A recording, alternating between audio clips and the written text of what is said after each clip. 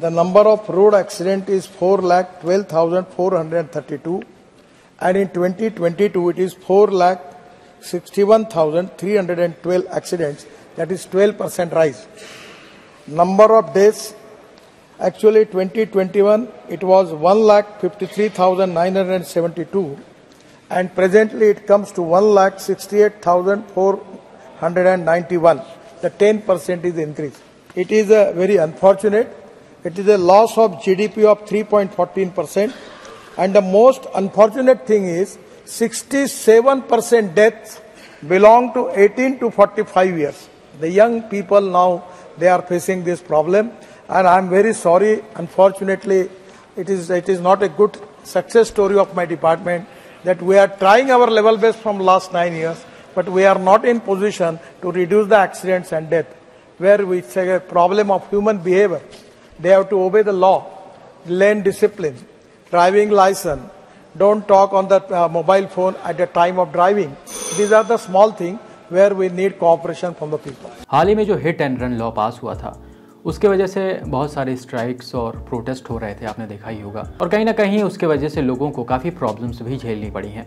खैर, उसके लिए मैंने एक वीडियो बनाया था, आप जाकर देख सकते हैं रिसेंट में, और उसमें मैंने बताया था कि इस लॉ को इम्प्लीमेंट करने से पहले सरकार को क्या क्या चीज़ें सुधारनी चाहिए और क्या क्या चीज़ें ऐड ऑन करनी चाहिए, जिसके बाद ये लॉ सक्सेसफुल रहेगा। हालांकि उस वीडियो में मैंने एक वर्ड का यूज़ किया था, निग्लिजेंस। उसमें मैंने थोड़ा सा गलत बोल दिया था अनजाने में। मेरा इंटेंशन था, निग्लिजेंस का मतलब बेसिकली होता है लापरवाही से। तो खैर, मेरा यही मतलब था कि लापरवाही से और रैश ड्राइविंग करके जब कोई एक्सीडेंट करता है जिसका इंटेंशन नहीं होता लेकिन एक्सीडेंट हो जाता है, तो वहाँ पे निग्लिजेंस होता है। तो इंडिया में रोड एक्सीडेंट्स का क्या कंडीशन है वो अभी आपने सुना ही होगा नितिन गडकरी सर के मुँह से। तो आज इस वीडियो में ये लॉ क्यों ज़रूरी है और इसको लेकर क्या क्या गलत फहमियाँ हैं लोगों के अंदर, उसके बारे में हम बात करेंगे। मैं फिर से बता देता हूँ कि इस लॉ में क्या क्या कमियाँ थीं और क्या क्या सरकार को सुधारना चाहिए था, उसके बारे में मैंने प्रॉपर वीडियो बनाया है। अगर आपने नहीं देखा है तो ये वीडियो जाकर देखिए। तो सबसे पहले इस लॉ के बारे में जानते हैं, लेकिन उससे पहले आप अमित शाह की ये वीडियो देखिए। जो टक्कर लगाता है और जो विक्टिम है उसको मरने के लिए छोड़कर पुलिस या अस्पताल को सूचना नहीं देता है और फिर पुलिस पकड़ते लाती है, हिट एंड रन केसों में 10 साल की सजा का प्रावधान हमने किया। तो आपने सुना ही अमित शाह का क्या कहना है इस लॉ को लेकर। अभी तक कॉजिंग डेथ बाय निग्लिजेंस ये सेक्शन 304 AIPC के अंडर में है। अभी तक इस लॉ में ये था कि अगर किसी से लापरवाही एक्सीडेंट होता है और सामने वाले की जान जाती है तो इसमें 2 साल की सज़ा प्लस फाइन एक्यूज्ड को एज अ पनिशमेंट मिलेगा, या फिर 2 साल की सज़ा या फाइन पनिशमेंट मिलेगा। वो चीज़ कोर्ट डिसाइड करता है कि क्या करना है, और यहाँ पर भी फाइन स्पेसिफिक नहीं है कि इतना ही देना पड़ेगा। अब वही चीज़ भारतीय न्याय संहिता के सेक्शन 106 के अंडर आ गई है। अभी आप कई सारे न्यूज़ और रील्स में देख रहे होंगे कि 7 लाख रुपया जुर्माना या 10 लाख रुपए जुर्माना देना पड़ेगा, लेकिन ये चीज़ यहाँ पे नहीं लिखी है, आप खुद पढ़ सकते हैं। यहाँ पर सेक्शन 106 के फर्स्ट क्लॉज में लिखा है कि किसी के भी नेग्लिजेंस या फिर रैश ड्राइविंग से किसी की भी जान जाती है तो उसको 5 साल की सज़ा और फाइन एज अ पनिशमेंट मिलेगा। और यहाँ पर फाइन कुछ लिखा नहीं है, वो चीज़ कोर्ट डिसाइड करेगा।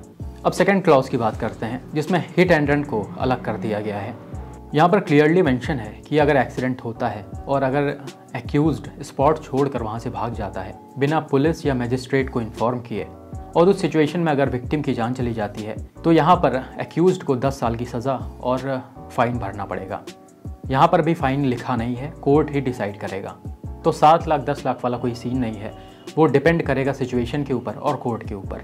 तो इस चीज़ को सुनकर काफ़ी सारे लोगों के अंदर डर था कि जब कभी एक्सीडेंट होता है तो वो पुलिस को कैसे इन्फॉर्म करेंगे, क्योंकि उनके अंदर मॉब का डर रहता है। गुस्से में आपको पता ही होगा, भीड़ आती है और मारना स्टार्ट कर देती है। तो रिसेंटली मैंने एक आर्टिकल में पढ़ा था, कुछ रिस्पॉन्सिबल अथॉरिटीज़ का कहना है कि अगर एक्सीडेंट होता है तो एक्यूज्ड या ड्राइवर जो है वो स्पॉट से थोड़ी दूरी पर चला जाए और पुलिस ऑफिशियल या फिर मजिस्ट्रेट को इन्फॉर्म कर ले। हालांकि अभी भी गवर्नमेंट को कुछ चीज़ें स्पेसिफाई करनी पड़ेंगी। जैसे एग्जांपल के लिए ये समझिए कि अगर रोड ख़राब है और उसकी वजह से एक्सीडेंट होता है तो वहाँ पर कौन जिम्मेदार होगा। हालांकि रोड ख़राब होने से एक और चीज़ याद आई, काफ़ी सारे रील्स में और वीडियोज़ में लोगों के कॉमेंट्स थे कि रोड ख़राब होने से काफ़ी ज़्यादा एक्सीडेंट होते हैं।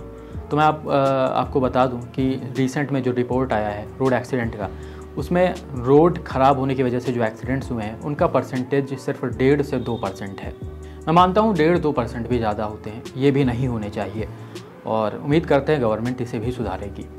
तो ये सारी चीज़ें हो गई, और इसी के साथ मैं काफ़ी सारे रील्स में और वीडियोस में ये भी देख रहा था कि लोगों का कहना था कि सरकार को डैश कैम मैंडेटरी कर देना चाहिए, मतलब उसके लिए एक अलग कानून बनाना चाहिए, और नई गाड़ियों में जो डैश कैम लगा ही आए, साथ में जो गाड़ियाँ रोड पर चल रही हैं उस पर भी डैश कैम लगवाना अनिवार्य हो जाए। तो ये तो चलिए एक अच्छी बात है, मैं सभी चाहते हैं कि गवर्नमेंट ऐसा करे, लेकिन आप ये समझिए कि कोई 5 लाख की 10 लाख की गाड़ी ख़रीद रहा है, उस पर 1-1 लाख रुपए की मॉडिफिकेशंस करा ले रहा है, एलॉय व्हील्स हो गए, म्यूज़िक सिस्टम हो गए, दुनिया भर की चीज़ें हो गई। अभी आप किसी कार मार्केट में चले जाइए ऐसे ही, जहाँ पे एक्सेसरीज़ मिलती हैं, तो वहाँ दिन भर गाड़ियाँ भरी रहेंगी और उसमें लाखों रुपए का सामान लगता है। लेकिन ये 10 से 15 हज़ार रुपये का जो डैश कैम आता है वो लोग नहीं अफोर्ड कर पाते हैं। इनफैक्ट 10 से 15 हज़ार क्या, मैंने आपको अपने रिसेंट वीडियो में ही दिखाया था, जिसमें रेड टाइगर का डैश कैम जो 1080p क्वालिटी के साथ आ रहा था वो 3,000 रुपये से स्टार्ट हो रहा था, और मैं पर्सनली जो यूज़ करता हूँ वो ये 15,000 रुपये का डैश कैम है। ये 4K क्वालिटी के साथ आता है, काफ़ी बेहतरीन डैश कैम है। लेकिन इसके अलावा ये आपके ऊपर है कि आपका बजट क्या है और किस बजट में आप जाना चाहते हैं, उसी हिसाब से क्वालिटी मिलती है। लेकिन आप ये समझिए कोई किसी के पास 4 लाख 5 लाख रुपए है गाड़ी खरीदने के लिए, मैं ऑल्टो की बात कर रहा हूँ, सबसे बेसिक जो सबसे नीचे गाड़ी आती है, 5 लाख रुपए है गाड़ी खरीदने के लिए, क्या उसके पास 5,000 रुपये 10,000 रुपये नहीं होगा डैश कैम लगवाने के लिए? ये लोगों को खुद भी समझना चाहिए। तो ये एक बेसिक चीज़ है जो मैंने बता दी कि कोई भी नॉर्मल आदमी भाई 5,000 3,000 रुपये की चीज़ें अफोर्ड कर सकता है जो 4 व्हीलर चलाता है सड़क पे।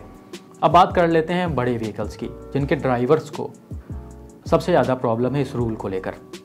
तो चलिए थोड़ा सा इसको एनालाइज करते हैं। सबसे पहले चीज़ मेरा ये मानना है कि जो गवर्नमेंट बसें चलती हैं रोड्स पर, उनमें डैश कैम मैंडेटरी कर देना चाहिए सरकार को, क्योंकि गवर्नमेंट बस के जो ड्राइवर्स होते हैं, मतलब सबकी मैं बात नहीं कर रहा, लेकिन ज़्यादातर जो होते हैं वो काफ़ी ज़्यादा रैश ड्राइविंग करते हैं। आप देखते हैं अगर सिंगल हाईवेज़ पर चलते होंगे जो 2 लेन वाली होते हैं, उस पर किस तरह से ये लोग गाड़ियाँ दौड़ाते हैं, और अक्सर ही एक्सीडेंट करके ये लोग स्पॉट से निकल जाते हैं। तो इस सिचुएशन में अगर डैश कैम बसेज़ में लगे होंगे तो पता चल जाएगा किसकी गलती है, तो वहाँ पर इनकी बैंड बजेगी। तो अब बात करते हैं ट्रक्स पर और प्राइवेट बसों के ऊपर। यहाँ पर भी मेरा मानना है कि सरकार क्यों लगवाए डैश कैम। आप ये बताइए, आप इतनी बड़ी गाड़ी चला रहे हैं, नॉर्मल सी अगर आप देखते होंगे, किसी भी ट्रक में देखते होंगे, दुनिया भर के पेंट्स लगे होते हैं, इधर उधर अलग अलग लाइटें लगी होती हैं, और कई सारी चीज़ें, झूमर झालर सब लटका होता है, हॉर्न नागिन डांस वाला लगेगा, और पता नहीं दुनिया भर की चीज़ें होती हैं। तो क्या इनके पास 5,000 10,000 रुपया नहीं होगा डैश कैम लगवाने की? ये सारी चीज़ें जो लगी हैं ट्रकों में लगी होती हैं, वो क्या 15-20 हज़ार का भी नहीं होगा, आराम से होगा।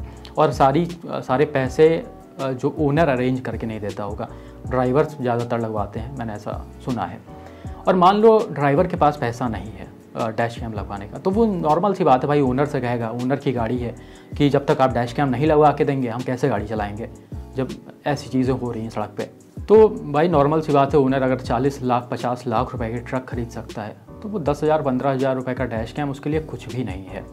लेकिन ये लोग खुद ही नहीं लगवाएंगे ये चीज़, क्योंकि आपको पता होगा इनकी जो कारस्तानियाँ हैं वो सामने आ जाएंगी। कई सारी चीज़ें होती हैं अलग अलग, मैं सारे ड्राइवर्स की बात नहीं कर रहा, फिर से मैं बोल रहा, कुछ ड्राइवर्स होते हैं, और आपको ये बहुत अच्छी तरीके से पता होगा किस तरह से चीज़ें होती हैं, इसलिए वो खुद नहीं चाहेंगे कि हमारी चीज़ें बाहर जाएँ या मालिक तक पहुँचें। तो मैं इस चीज़ पर एग्री करता हूँ कि भाई गवर्नमेंट को डैश कैम मैंडेटरी करना चाहिए, क्योंकि बाहर के कुछ देशों में भी ये मैंडेटरी है और ये होना चाहिए अगर सड़क पे गाड़ियाँ चल रही हैं। लेकिन जब तक रूल नहीं बन रहा है तब तक लोगों को खुद से तो सोचना चाहिए। 10,000 15,000 कोई बड़ी बात नहीं, मैं फिर से बोल रहा हूँ।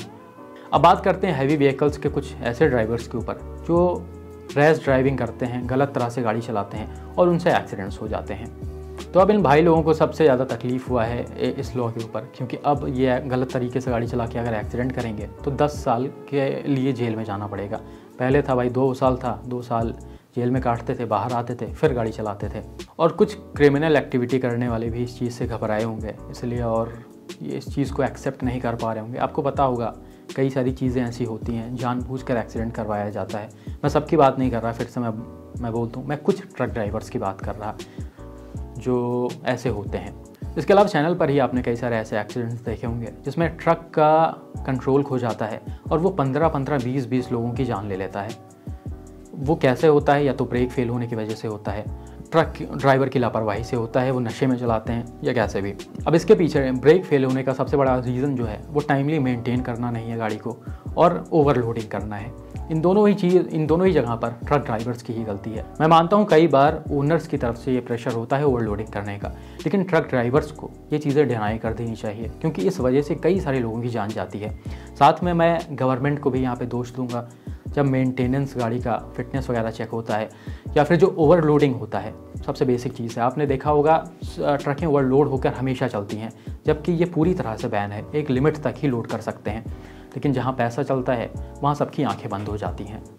अब यहाँ पर ज़्यादा पैसा देना पड़ेगा अगर ये लॉ आ गया, वरना 500-1000 रुपया दे के निकल जाते होंगे लोग। तो यही सारी चीज़ें भाई, इसमें पॉजिटिव भी है और नेगेटिव भी है, लेकिन अगर सही से देखा जाए तो इसमें पॉजिटिव ज़्यादा है, क्योंकि नेगेटिव तो पहले भी था और वही नेगेटिव आज भी रहेगा। उसको जब तक आप सुधारेंगे नहीं तब तक कैसे सही होगा, ऐसे ही चलता रहेगा जब तक कोई स्ट्रिक्ट लॉ नहीं बनेगा। और मैं सिर्फ इसी लॉ की बात नहीं कर रहा, रोड पर जो गाड़ियों के लिए जितने भी लॉ हैं उन्हें स्ट्रिक्ट करना चाहिए। और साथ ही में मैं ये भी बता दूं कि ये सारे जो लॉ बने हैं वो सब ट्रक बसों के लिए नहीं है। ज़्यादातर आपको उन्हीं के ड्राइवर प्रोटेस्ट करते हुए दिख रहे होंगे, रीज़न मैंने आपको अभी बताया ही। लेकिन ये हर एक व्हीकल के लिए है जो रोड पर चलता है। आप कार से चल रहे हैं, बाइक से चल रहे हैं, किसी भी गाड़ी से चल रहे हैं, किसी को ठोक के निकल जाते हैं, तो वही चीज़ आप पर भी लागू होगी जो ट्रक ड्राइवरों पर होगी। और आपको पता होगा भाई कुछ 4 व्हीलर्स वाले किस तरह से गाड़ी चलाते हैं। अभी रिसेंट में मैंने न्यू ईयर का एक्सीडेंट दिखाया है, और ऐसे लगातार मैं एक्सीडेंट दिखाता रहता हूँ जिसमें हाई स्पीडिंग करके लोग दूसरों की जान ले लेते हैं जिनकी कोई गलती नहीं होती।